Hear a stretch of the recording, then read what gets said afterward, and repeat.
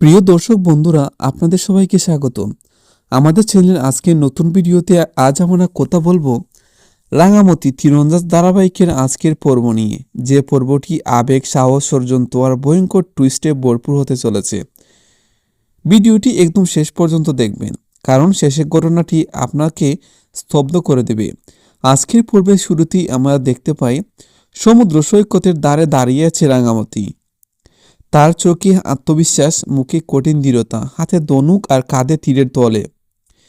তার সামনে দাঁড়িয়ে আছে আরেক নারী, যে শহর থেকে এসেছে, যার পোশাক, আচরণ, কথা বলার ধরন সবকিছুতেই রয়েছে অহংকার আর আধুনিকতার চাপ। দুজনের হাতে একে অপরের হাতে বাধা নয়, বরং যেন দুই বিপরীত শব্দের সংঘর্ষ শুরু হতে চলেছে।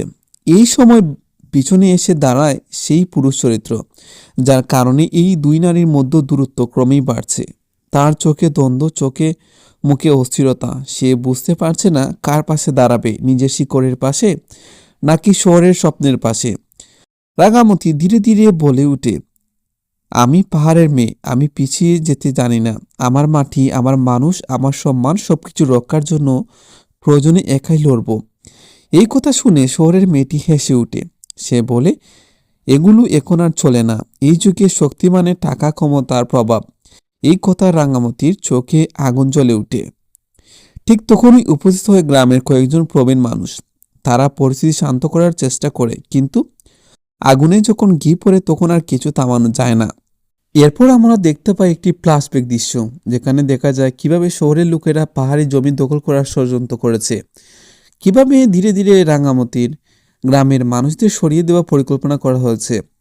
আর সেই ষড়যন্ত্রের কেন্দ্রবিন্দুতে রয়েছে ওই শহরের নারী ও তার পরিবার। রাঙামাটি একদিন গোপনে সবকিছু শুনে ফেলে। সেদিন থেকে তার জীবন বলতে যায়। সে সিদ্ধান্ত নেয় আর চুপ করে থাকবে না। নিজের মানুষের রক্ষা করতে হলে লড়াই করতে হবে। বর্তমানে ফিরে এসে আমরা দেখতে পাই সমুদ্রের ঢেউয়ের মতো উত্তাল হয়ে উঠেছে পরিস্থিতি। পুরুষ চরিত্রটি এগিয়ে এসে রাঙামাটির হাত ধরতে চাইলে সে হাত সরিয়ে নেয়। সে বলে, তুমি যদি সত্যিই আমাদের মানুষদের পাশে থাকতে, তাহলে এতদিন চুপ করে থাকতে না।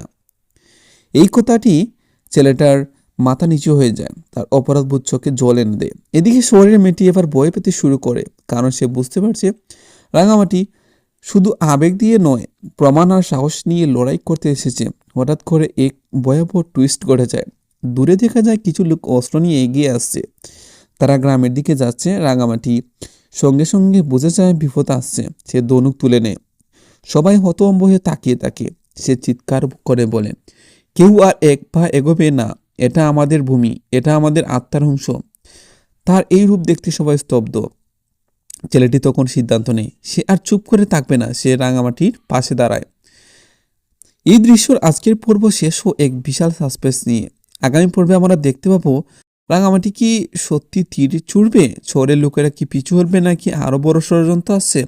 আর সেই পুরুষ সত্যি রাঙামাটির পাশে শেষ পর্যন্ত দাঁড়াবে।